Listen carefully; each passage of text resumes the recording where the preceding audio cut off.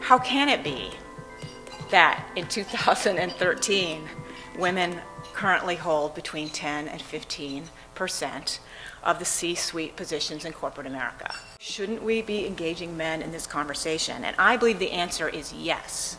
And I believe men are not the problem. I believe men are actually the key factor for a productive solution. And that's why we believe that engaging men is the new frontier for women in leadership, and why this day is so important. Do we have a problem?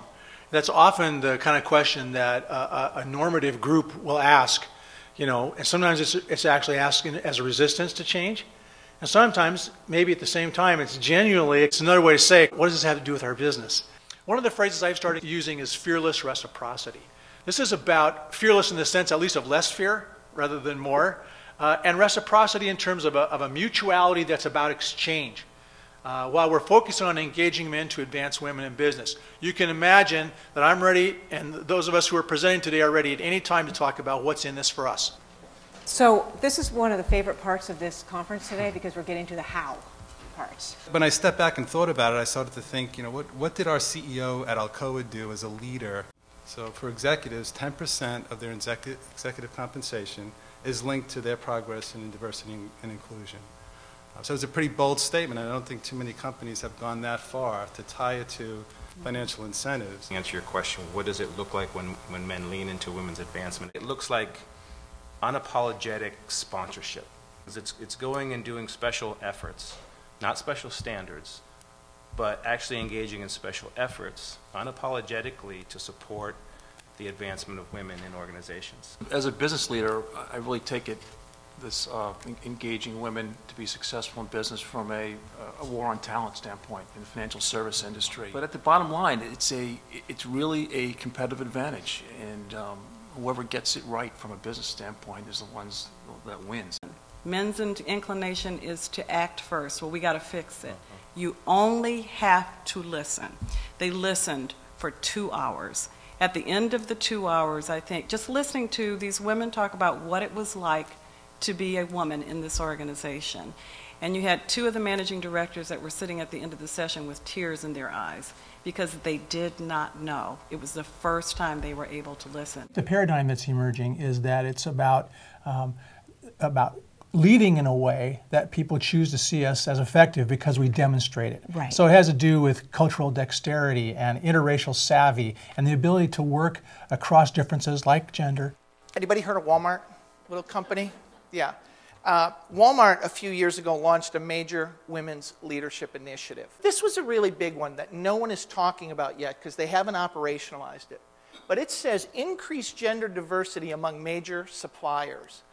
If you're a major professional service firm or supplier with over $1 billion in sales, you have to increase the number of women and minorities calling on me. This is game changing.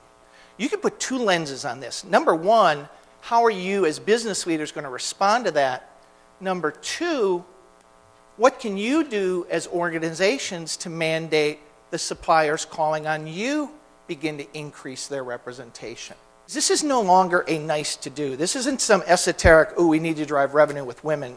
This is an actual really big customer, the largest retailer in the world, saying, you've got to change your ways. Because at the end of the day, to me, the answer to solving any diversity and inclusion challenge is create trust-based relationships with the people that you work with, right? And as I think it was Mother Teresa that says, don't worry about the numbers.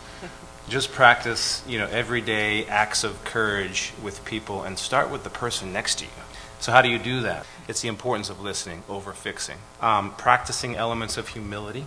And sometimes, you know, men in particular think that humility means that they need to think less of themselves, but it's not. It's just you need to think about yourself a little less, right? and that makes the difference, you know? So vulnerability, even when we create safe environments for conversations, you need to be vulnerable. Dare I say the word tenderness?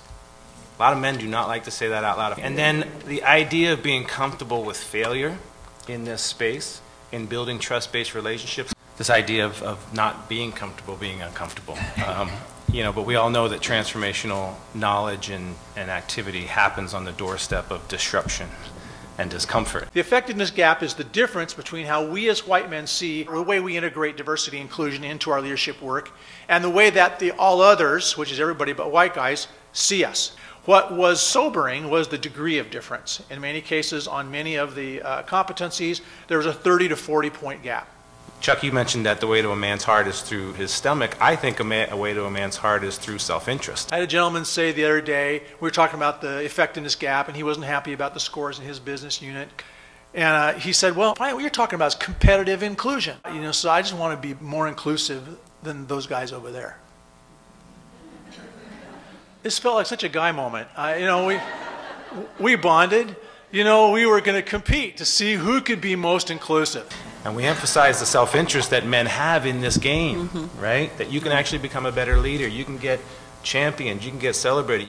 And you kind of become this Renaissance professional, which creates almost contagious behavior.